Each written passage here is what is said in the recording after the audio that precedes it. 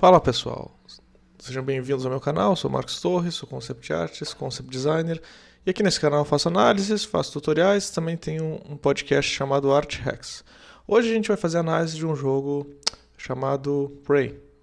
Bom, Prey é um jogo de 2017, para quem não conhece, na verdade ele é meio que um reboot de uma franquia lá de 2000 e... não sei, início dos anos 2000, que originalmente eu acho que era da ID Realm, que é a mesma desenvolvedora do Doom.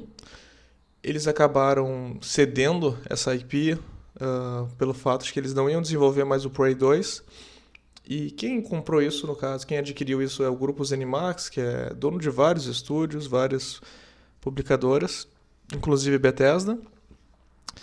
E o que acontece? Quem desenvolveu esse jogo aqui, gente, foi, no caso, a Arkane Studios. Foi o primeiro jogo que eu joguei da Arkane Studios. E pra quem não conhece a Arkane Studios é a mesma desenvolvedora do Dishonored, do Deathloop e do recente Redfall.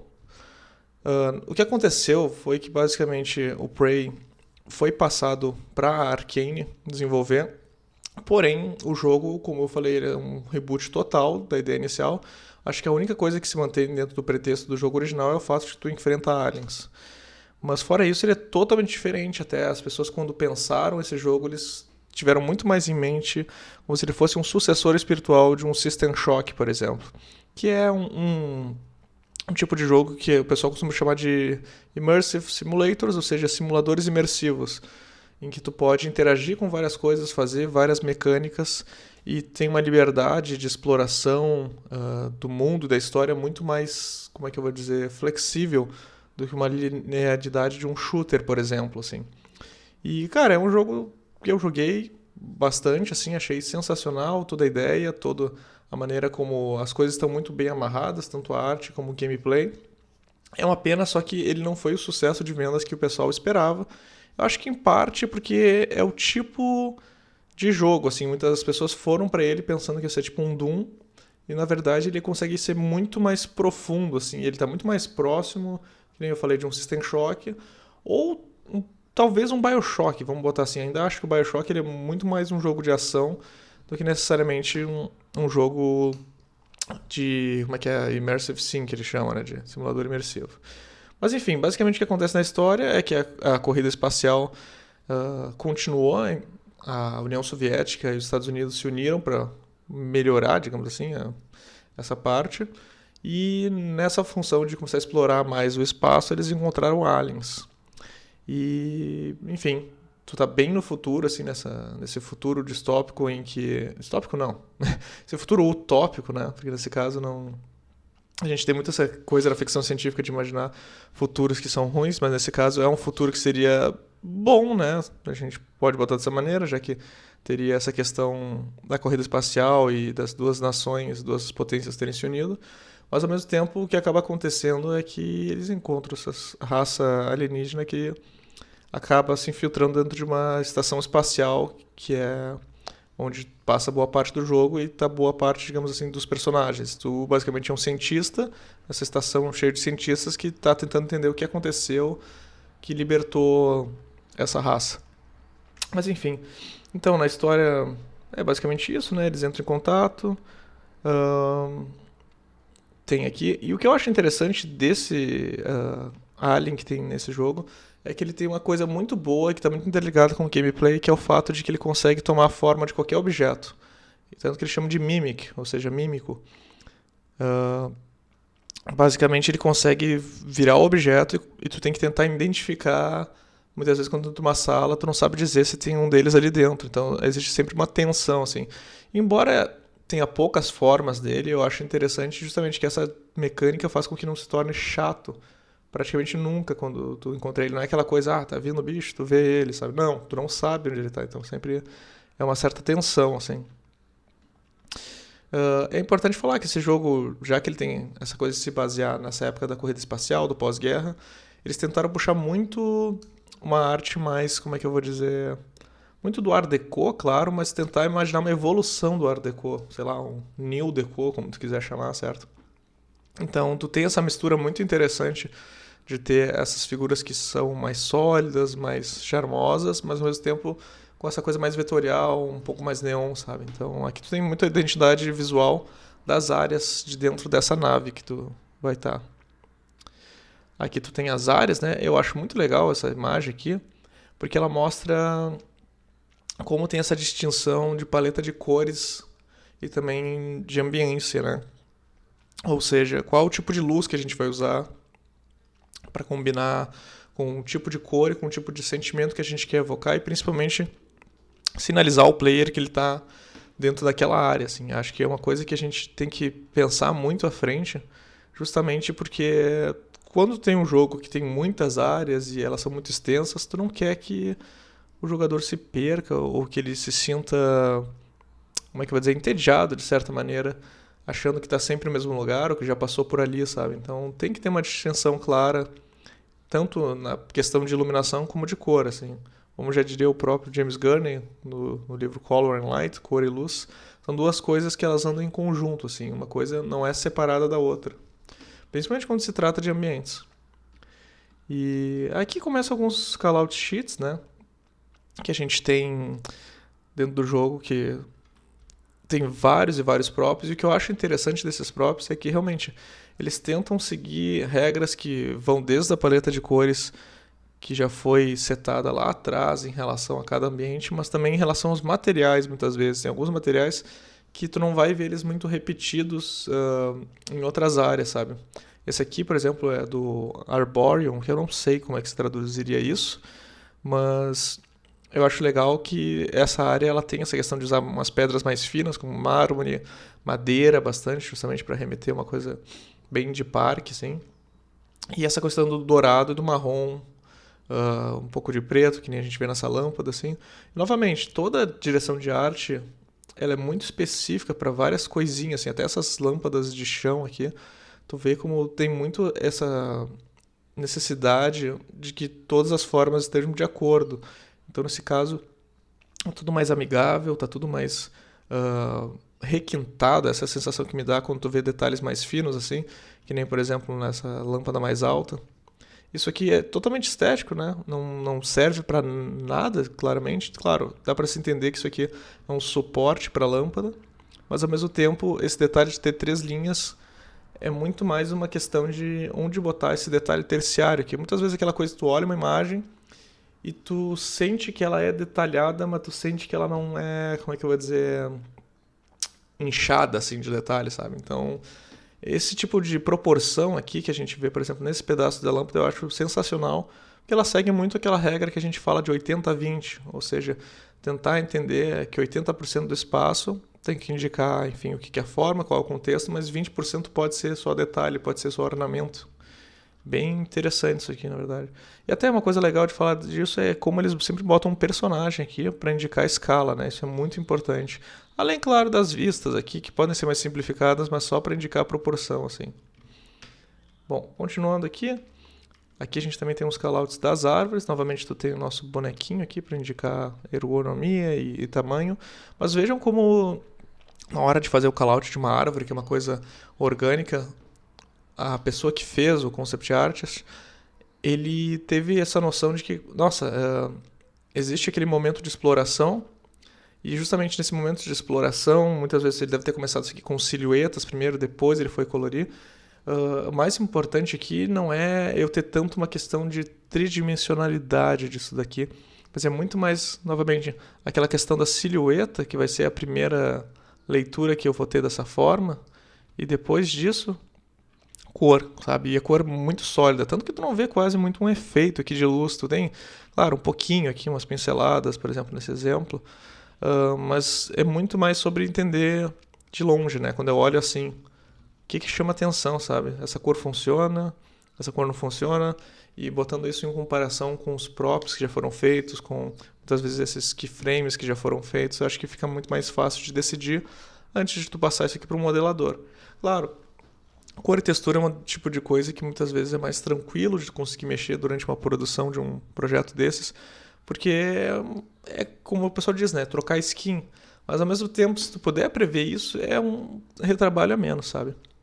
E aqui a gente vê o resultado final, né? Desse pensamento tanto de frames de luz, como também essa parte Em relação a detalhes do objeto, tu vê aqui aquela lâmpadazinha que a gente está falando, tanto a árvore, também os tipos de árvore com esses galhos mais grossos, a folhagem mais esparsa. Cara, funciona muito bem, assim, sabe? Eu acho muito legal essa área também, que além da iluminação que ela tem local, que é quente, ela tem essa iluminação fria, né? Que vem. Eu posso estar falando uma besteira aqui, gente, porque eu não lembro se é exatamente um. Quer dizer, toda estrela, todo sol é uma estrela, né? Então, é uma estrela que fica entrando em algumas partes do jogo que tem essas janelas gigantescas, assim. Então, é muito interessante que é pra parecer uma área externa e vira literalmente uma estufa nesse caso, assim, né? Cara, funciona bem, assim, ter essas áreas quentes, assim, em contraste com essas áreas mais frias. E, cara, é bem difícil de fazer esse tipo de coisa, na minha opinião, mas eles conseguiram fazer de maneira muito excelente.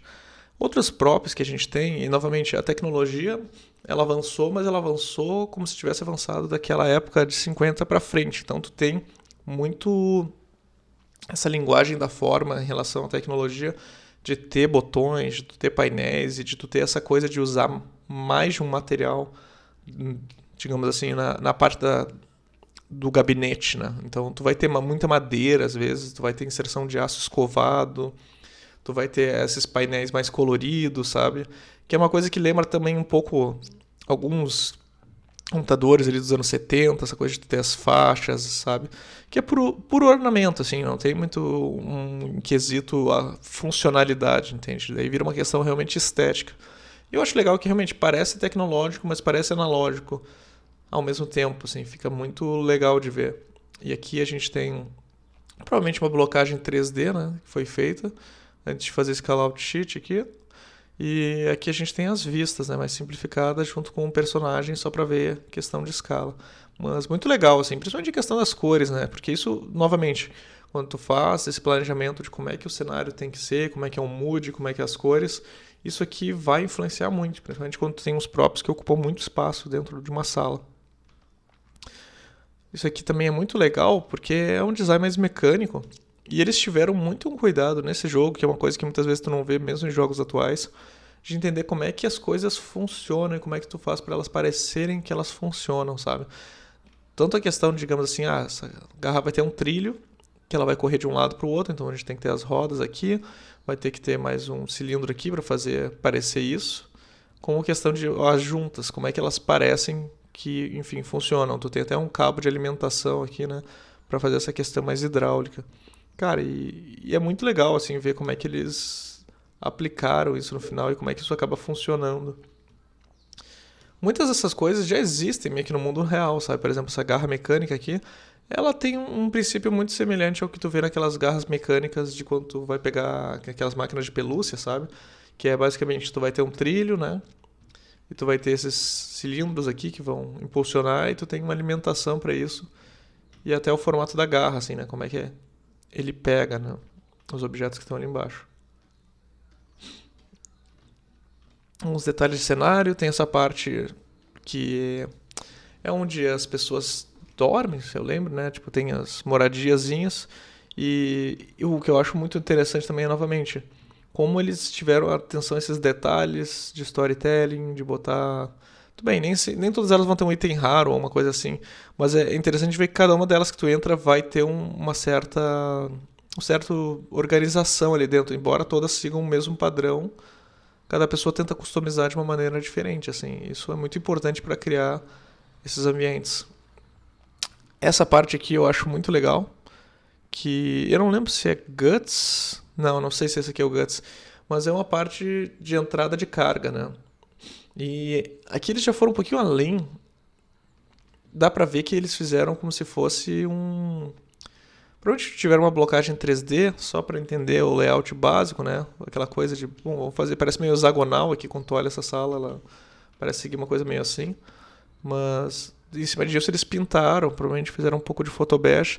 E cara, isso aqui tá muito legal a maneira como isso aqui foi desenvolvido, porque me passa muito bem a escala. Tu tem tanto personagem aqui, como tu tem toda essa questão das cores novamente, né? E olha como, olhando de longe, tu consegue identificar muito bem como é que funciona essa área. Tu tem o preto, vermelho, branco e alguns nuances de azul, assim, né? Tanto nessa segunda imagem aqui é a mesma história. Provavelmente eles fizeram uma blocagem 3D, ou às vezes talvez até na mão, né, para fazer essas perspectivas aqui dessa área. Foram colando as texturas e ajeitando na mão mesmo essa parte de detalhes, né? Tanto que tu consegue até ver as pinceladas aqui, ou até no personagem, aqui tu vê que tá, tá bem grosseiro aqui, mas, cara, às vezes a pessoa quando ela pintou e fez, ela fez tipo nessa distância, assim, sabe? Que eu tô mostrando aqui, sabe? Porque ela tava muito mais preocupada com o aspecto geral do que necessariamente querer deixar ultra definido e tudo mais, né? Mas tu vê que funciona muito bem, assim, a maneira como eles dão essa sensação de escala e de movimento e de disposição, né? Um outro prop que eu acho muito legal, esse aqui eu não estou muito bem lembrado, pra te falar a verdade, mas esse aqui eu achava muito interessante, que ele é um... Como é que eu vou dizer? Ele é um elevador sem o trem de carga, né? Então, basicamente, tu entra e tu é impulsionado para cima ou para baixo, como se fosse uma caixa de vidro, assim. Isso é sinalizado, claro, né, pelas cores, novamente. As cores são muito importantes nesse jogo para esse tipo de coisa. Mas basicamente ele é uma caixa de vidro, assim. E o que é legal é que tu pensa, bom, eu vou entrar no elevador e vou fugir de um inimigo. E o inimigo também usa o elevador. Porque é uma caixa de vidro, novamente, não tem que apertar botão, ele só tem que chegar aqui, né? Aqui a gente tem umas imagens, uns keyframes que provavelmente serviram de base para depois criar a parte do lobby. E, cara, essa é uma das partes iniciais que tu entra no jogo e ela tem muito essa presença da estética Art Deco, tanto nas padronagens que a gente consegue ver aqui nesse tapete, como até, cara, novamente, aqueles 20%, como tu vê nessa barra aqui nesse corrimão, ela poderia simplesmente ser uma coisa assim, bem chata, tá? Mas não, tu vai botar aqueles 20% que vão dar uma refinada, e tem esses adornos assim, que assim, eles não são tão importantes para a questão funcional novamente, né? Eles são muito mais uma questão ornamental. Porque o que realmente sustenta, digamos, uma grade dessas, é essas colunas maiores, assim, certo? Então, isso daqui acaba virando muito mais um requinte, vamos botar dessa maneira, certo? E olha como tem dourado, olha como tem essa questão da iluminação quente. Novamente, essa parte aqui tem essa questão de ter uma janela muito grande, que tu consegue olhar a parte externa, olhar para a parte do universo ali, e essa entrada desse sol, assim. Então, é uma mistura muito interessante de iluminação que eles fizeram, que ficou bem única, né? Na minha opinião, assim. Não vi outro jogo que teve uma escolha interessante, assim. Aqui a gente consegue ver uma miniatura da estação espacial, né? Ele tem esse formato, parece um formato de cruz invertido, quase. Mas é bem interessante aqui. Novamente os móveis com madeira, o chão de madeira. Em relação a essas partes mais tecnológicas que usam aço escovado, esses dispositivos. Cara, isso aqui é uma aula de design, assim. A gente tem aqui, vamos ver. Esses parecem ser alguns frames iniciais de exploração de como é que seria essa parte do lobby. Dá pra ver que a ideia inicial tinha coisas que saíram lá de trás, provavelmente isso aqui deve ter feito lá uma etapa mais de Blue Sky, que eles chamam, né? Que é aquele momento que está se pensando várias ideias, ao mesmo tempo não se sabe ao certo o que isso quer. Mas dá pra ver que uma coisa que tinha ficado claro, são coisas que foram, claro, passadas pro jogo final, tu ter esses ornamentos mais abstratos aqui, né? Que eu acho muito legal, parece até uma espinha que fica correndo em volta do cenário. Tu tem múltiplos andares que conseguem ter uma vista para essa área central, assim, né? Como se fosse uma arena, quase. Uma coisa que também persistiu, essa questão de tu ter passarelas. Tem essas passarelas em algumas partes. O que mais que persistiu aqui? Acho que aqui é só uma questão de iluminação, mostrar essa coisa do sol, né? Incendindo pela janela, assim.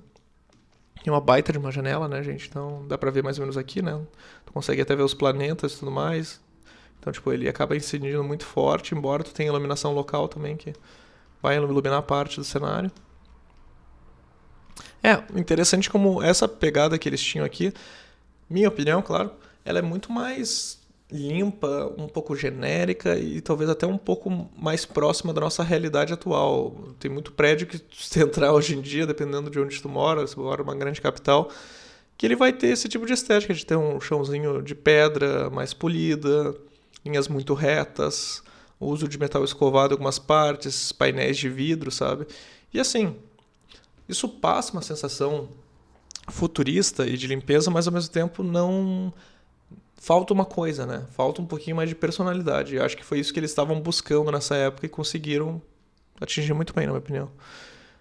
Temos uns props, e acho que esse jogo, além, claro, dos cenários, ele brilhar muito nessa parte de cenários, ele brilha muito na parte de props, porque teve uma atenção muito grande nesse departamento. Eu não tô lembrando exatamente como é que funcionava essa cadeira, mas acho que era uma das cadeiras que tu usava para botar os neuromódulos, que nesse caso não é que tu use chips, é módulos que tu insere pelo olho e, enfim, diretamente no cérebro. Eu não vou saber explicar agora, gente, posso estar me equivocando, mas enfim. E eles têm esse design que ele consegue tanto puxar essas linhas curvas e cores fortes que tu tem em uma boa parte de design de produto ali dos anos 50, do pós-guerra, né? Parece até uma cadeira de barbeiro, se tu prestar atenção. Mas ao mesmo tempo tem aquela pegada que lembra um pouquinho até steampunk, tu ter vários parafusos, tu ter essas pontas mais dinâmicas, sabe? E claro, tu vai ter questões de textura e acabamentos que são mais modernos. Tu vai ver, por exemplo, um parafuso aqui, ou até mesmo esse tipo de tecnologia, o aço escovado, que puxam para um futurismo. Então, são muitas misturas, assim, que às vezes até parece meio difícil quando tu fala assim pra pessoa. Parece aqueles briefing maluco, tipo, eu quero uma cadeira de barbeiro, que seja meio anos 50, mas que ao mesmo tempo ela seja meio steampunk e se passe num futuro distante. E daí tu vai olhar e vai dizer, cara, como assim? Tipo, oi? Essa aqui também é uma caracterização muito interessante, né? Tu tem essas questões tecnológicas, ter cabos e tudo mais, aço escovado novamente. Mas olha como é que é essa base aqui. Olha esse tipo de detalhe. Olha o detalhe dessa parte mais acolchoada aqui da cadeira, né? Parece até Chester, como é que é? É o padronagem Chesterfield que eles falam, né? Que é com esses botõezinhos, né? Que causa essa pressão. E ao mesmo tempo tu tem um tablet. Então, poxa, é uma doideira como funcionam as coisas nesse jogo. E essa mistura, ela funciona. Isso que eu acho mais interessante. Tu não sente que as coisas estão desconexas ou que, sei lá, cada prop ou cada ambiente foi feito por uma pessoa muito diferente, um estilo muito diferente. Não. Existe uma coesão muito grande dentro disso daqui. E aqui... eu acho que é a sala que tu encontra essa cadeira de neuromoto. E olha que interessante, né? Isso aqui parece até um photobash. Com certeza um photobashzão, porque tu vê até... Isso aqui parece uma foto, eu não sei dizer... parece uma foto. Aqui também parece uma foto colada. Não interessa, né? Novamente. Provavelmente só fez uma blocagem da sala, né? Pra entender como é que vai ser encontrado esse prop aqui dentro.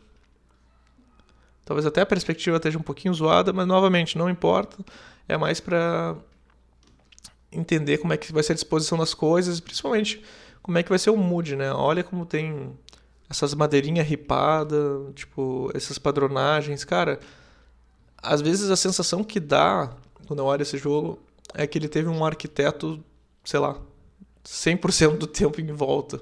Porque muitas dessas escolhas aqui parecem muito escolhas que um arquiteto teria em relação à padronagem, em relação a cores e também em relação aos materiais que são combinados entre eles. Os materiais são muito importantes, gente. Porque muitas vezes, por mais que, sei lá, tu diga, usei vermelho, usei preto e usei branco.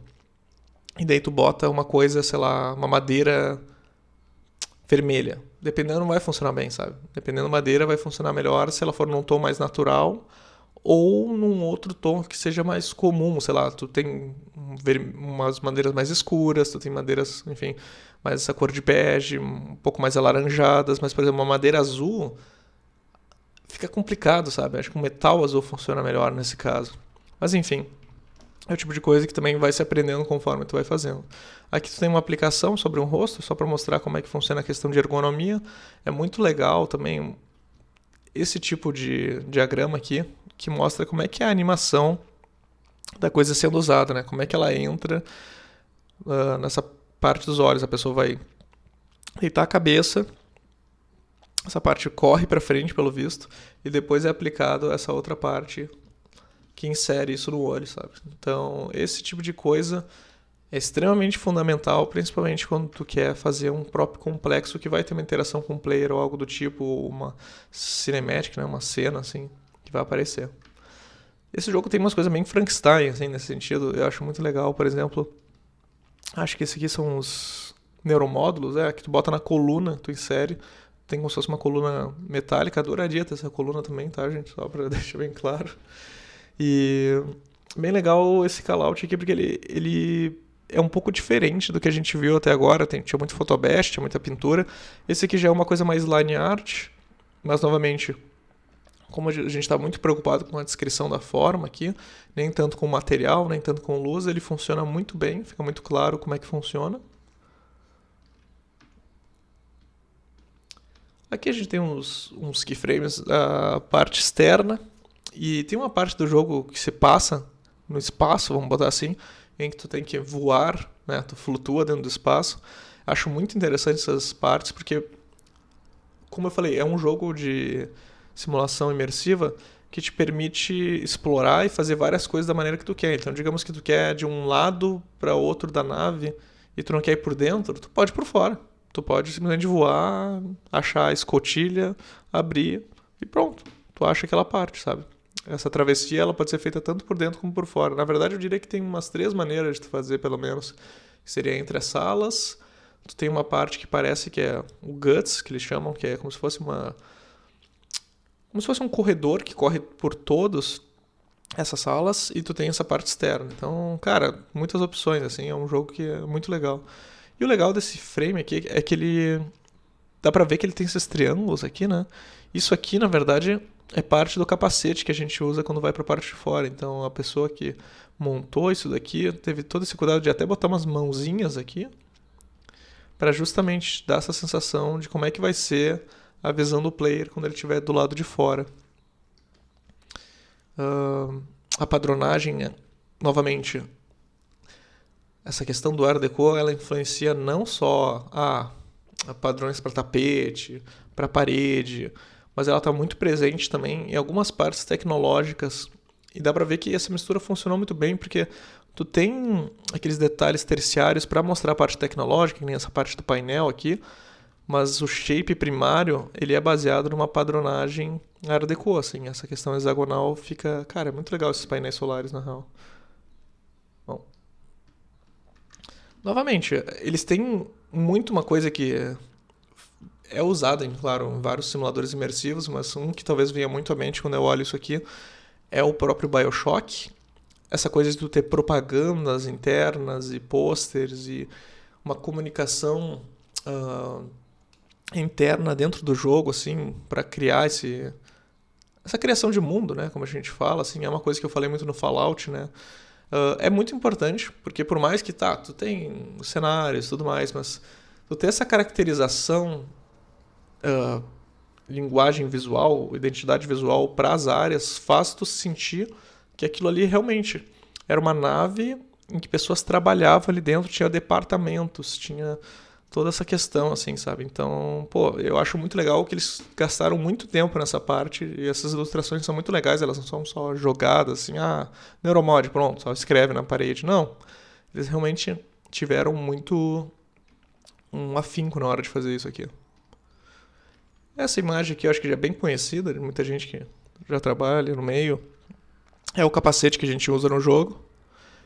E, cara, tantas coisas que dá pra comentar aqui, né? Acho que uma coisa que é interessante novamente é a padronagem. Remete a esse tipo de estética que eles estavam buscando. Novamente as cores também, essa questão do dourado, do marrom.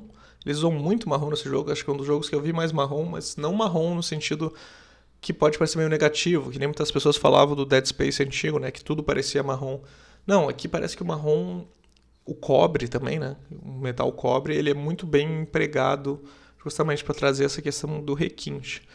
E o que eu acho interessante desse capacete também é que ele tem muitos detalhes, mas a hierarquia de detalhes está muito bem definida, sabe? Justamente, tu tem uma baita massa aqui de detalhes mais secundários, e depois tu tem esses detalhes terciários muito fortes nessas áreas, assim.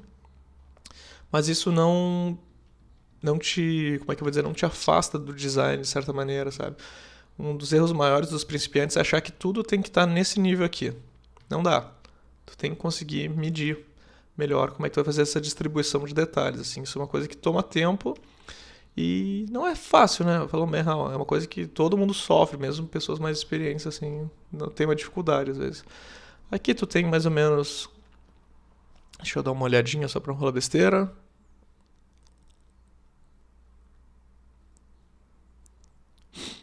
Parece ser o capacete de piloto, que eu acho que não é meio o capacete que tu usa, mas é interessante ver novamente como que isso aqui é aplicado, todas as etapas, né? Para justamente botar essa máscara e ver como é que isso fica, assim, até como é que fica assim a parte de baixo, assim, como é que encaixa essa parte de baixo. Bem massa, assim. Essa coisa dos triângulozinhos, eles vão se formando meio que. Eu não sei explicar. É uma animação muito legal, mas eles vão só se montando assim na tua frente. Essa prancha aqui também acho que muita gente já viu, né? É a prancha de apresentação ali pro personagem, pro piloto, né? Pra esse traje, no caso, né? Ah, novamente, uma coisa que eu acho muito interessante é a questão das cores. Eles usam cores muito fortes, mas ao mesmo tempo muito identificáveis. Esses detalhes terciários que tu tem em amarelo, até mesmo marrom, por exemplo, tu usa nas botas. Eles tiveram um cuidado muito grande, assim, sabe? Cara, não tem muito o que falar, é muito bom isso daqui. Essa apresentação é uma das melhores apresentações de prancha de personagem que eu já vi, assim. Tanto em questão de layout também, tu ter essa separação de barras, assim, eu acho isso aqui é muito importante para fazer uma separação de figura fundo. Como em questão de vistas também, né? Ambas as vistas, elas estão pintadas, isso às vezes é meio raro, né? Embora essa daqui esteja com um render um pouquinho mais fraco, ela ainda tá num nível de acabamento muito bom, assim. E claro, tu tem callouts separados para algumas partes que ficam meio escondidas, isso também é muito importante, gente. Essa aqui é a parte de trás, que eu acho que é a parte que tu usa pra... Não sei se dizer se é exatamente pra respirar, eu acho que sim. E aqui a gente tem um callout separado dela, parece ser um photobash até. E essas vistas aqui de costas só para mostrar como é que isso é encaixado, assim. E qual que é a ligação das partes aqui, por exemplo, tem uma parte que segura aqui na parte superior aqui do joelho, uma parte atrás dos cotovelos. Bem interessante. Eu acho que essa parte aqui, na verdade, é para impulsionar. Quando tu lado de fora, ela faz tu dar uma voadinha, digamos assim. Esse sketch aqui parece ser uma versão meio primária, tanto que ele é todo de linha, assim, e aqui já está mais acabado, aqui já se tomaram decisões. Então, provavelmente o que aconteceu? Se fizeram vários sketches nesse estilo aqui, para se chegar nesse último aqui. Opa, pulei um pouquinho pra frente. Uma coisa que eu acho legal desse jogo é que eles quiseram muito criar umas feições para os protagonistas que eles fossem muito miscigenados e não ficasse muito claro assim qual que é a origem dele, se ele é asiático, se ele é indígena, se ele é negro. Tu pode ver isso tanto na questão da cor de pele, como algumas feições assim. É bem interessante que eles tiveram esse tipo de cuidado e tipo de estudos assim, né? Tu vê aqui, claro, isso aqui deve ser, sem brincadeira, menos de 10% do que eles devem ter feito de estudos para chegar à ideia e a concepção final dos dois personagens principais. No caso, tu escolhe o sexo do personagem quando tu começa o jogo. Eu adoro muito essa folha em específico, já vi, já revi ela várias vezes, porque ela fala muito dessa questão de organização de hierarquia de detalhe e também organização de hierarquia das cores, assim, sabe? Como que tu usa a cor? Muitas vezes eu vejo que o pessoal fica meio confuso. Poxa, como é que eu faço pra minha cor se destacar? Ou como é que eu faço pra minha cor fazer sentido, sabe? E muitas vezes tu tem que simplificar tudo antes de querer começar a pintar e fazer coisa do tipo. Como dá pra ver aqui, existe uma cor primária, existe a cor secundária, e existe a cor terciária. Tu tem o marrom, por exemplo, aqui, que eu diria que é uma cor bem terciária, sabe? Tu também tem o preto. A cor primária, podemos argumentar que é essa questão desse branco bege e depois viria o verde, mas no caso, em questão de saturação, a cor primária é o verde, entende?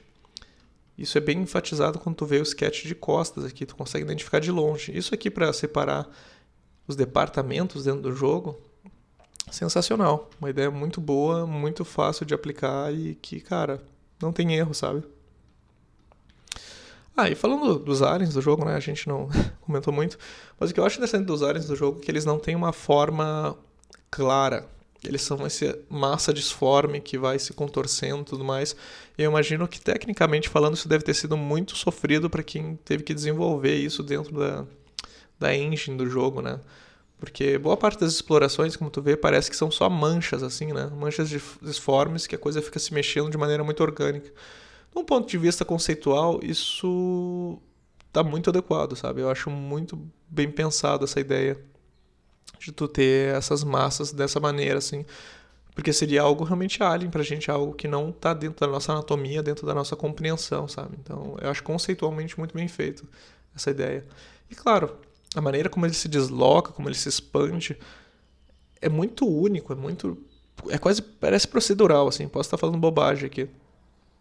E esse lance dele se esconder em qualquer objeto e tudo mais torna realmente muito assustador em alguns momentos. Boa parte dos sustos que eu levei não teve a ver necessariamente com ambiência, com história. Teve muito a ver com essa surpresa, assim, que ele te causa, né? Eu acho que eu levei uns baita cagaços, assim. E o legal é que essa arma, eu não falei sobre ela, mas ela é, digamos, uma peça-chave nesse jogo que ela cria essas barreiras de, como é que eu vou dizer, cola, que tu pode tanto congelar os inimigos, como tu também pode criar estruturas para tu subir. Isso muda totalmente o gameplay, porque muitas vezes tu quer acessar uma área e tu pensa, poxa, preciso do cartão, preciso ter acesso àquela escada. E daí com essa arma, se tu, claro, tá pensar de maneira engenhosa, muitas vezes tu consegue criar estruturas e maneiras muito loucas assim de conseguir fazer essas travessias, assim, novamente, como o simulador imersivo, ele te dá essa liberdade absurda de fazer o jogo do jeito que tu quiser. Aqui a gente tem uma coisa que eu acho muito legal novamente falar, que é, claro, esses aqui são outros inimigos que também são derivados desses aliens, eles têm esses VFX, assim, e tem versões diferentes, eles não são aquela versão simples, alguns são tipo com raio, com fogo, esse aqui eu não lembro exatamente, acho que ele se duplica, mas enfim. Tu leva um cagaço quando tu vê isso aqui, cara, porque ele simplesmente surge correndo e tal e... Ah, cara, é difícil. Mas o que eu acho interessante é mostrar como eles tiveram estudos para esse tipo de coisa. E eu acho que nesse jogo isso foi muito importante, porque o VFX pesa muito nesses momentos, assim. Tanto de, tipo, coisas voando, como é que as coisas vão explodir, como é que esse inimigo vai te atacar. Esses frames aqui, eles são muito importantes nessas horas. Tu vê que eles são em primeira pessoa, né? Tu tem que ver a arma e tu tem que ter uma vista do player, de como que isso vai rolar dentro do jogo. Nesse sentido, teve vários concepts de VFX, que eu chamo assim, né? O concept de VFX, eu acho que ele vem num segundo momento de pré-produção, em que tu já tá desenvolvendo boa parte dos assets 3D, tu já tem várias coisas que já estão sendo produzidas, por exemplo, aqui dá pra ver que já tá com um modelo 3D, certo? E eles estavam desenvolvendo esse VFX de quando tu controla certas máquinas, que nem esses robôs aqui de uma maneira telecinética. Qual que é o efeito especial que dá? Que é essa bolha se rompendo, assim, bem legal essa ideia, assim, tipo, como se estivesse explodindo a cabeça. Claro, a máquina não tem cabeça, mas enfim, né? Tá se inserindo ali. A mesma coisa vale para essas coisas de telecinese, né? Tipo, cara, é bem massa. Mas como vocês veem, já tem alguns assets prontos aqui, então isso torna o trabalho um pouco mais fácil. Que muitas vezes tu já vai montar uma cena ali dentro da engine, seja qual for, uma Unreal, uma Unity, vai tirar um print e daí tu vai pintar por cima disso, só para demonstrar como é que tu imagina isso. Para depois o artista de VFX vai desenvolver isso dentro da engine, usando shaders, enfim. Daí vai de cada um. Aqui tu tem uma força cinética, né, mostrando os objetos vão sair voando e vai dar esse efeito de como é que eu vou dizer? Eu ia dizer force field, mas enfim, é escudo de força? Não, campo de força, desculpa, gente. Tô me perdendo aqui hoje. Enfim, dá um campo de força, tem uns estilhaçozinhos. Cara, isso aqui é muito interessante, na verdade, essas explorações. Isso aqui é uma coisa que tu pode fazer mais pra frente do jogo. Tu começa a liberar habilidades que são relacionadas aos aliens. E tu pode também usar essa habilidade deles de mimetizar os objetos. Então, nesse caso, ele tá mimetizando uma caneca. Daí mostra como é que seria esse VFX dele entrando para essa forma preta, que depois se transforma numa forma igual a essa daqui, né? Como dá pra ver, parece que já tinha os props prontos, já tinha algumas coisas meio prontas, assim, provavelmente não era o final, mas isso facilita muito o trabalho do cara que fez o VFX. Novamente aqui mais uns. Esse aqui é de telecinese, né? Vou pegar alguns objetos de longe. Bem legal que eles fizeram tipo como se fosse um corte aqui só pra mostrar, olha, isso vai parar na tua mão, sabe? Eu acho que isso é importante deixar claro, né? Porque, tá, o efeito serve para quê? Serve para abrir espaço, serve para empurrar tais coisas, serve para puxar coisas de longe. Ok, mas se tu puxa as coisas de longe, elas vão para ti ou elas vêm para tua mão, sabe? Tipo, acho que isso é importante, porque depois na hora do gameplay vai ter como é que vai ser oneroso ou não tu botar uma mão pegando ou simplesmente só vir para teu rosto assim, tu entender que bom, aquilo está comigo. Aquele efeito, né, de controlar máquinas. Interessante, né, que botou uns circuitos de eletrônicos aqui para deixar mais claro que tu tá mexendo na máquina, não ficou tão parecido que nem aquele outro que a gente tinha visto que parecia uma bolha explodindo. Aqui também para controlar inimigos. Mesma ideia, né? E esse aqui, eu confesso que eu não lembro se é uma coisa para levitar, levantar os inimigos, algo do tipo, assim. Mas tá passando essa ideia, pelo menos pra mim, sabe? E é isso aí, gente. Eu espero que vocês tenham gostado, assim. Novamente, deixem seus comentários aqui. Por favor, deixem like, compartilhem com seus amigos. E se vocês querem aprender mais de concept arts, eu tenho um curso lá na Unhide School, é unhideschool.com. Vocês encontram lá como cenários detalhados em 3D e 2D. Vocês podem adquirir ele tanto de forma individual, como vocês podem fazer um plano mensal na Unhide School e ter acesso a outros cursos. É isso aí então. Fiquem bem, se cuidem. Até a próxima.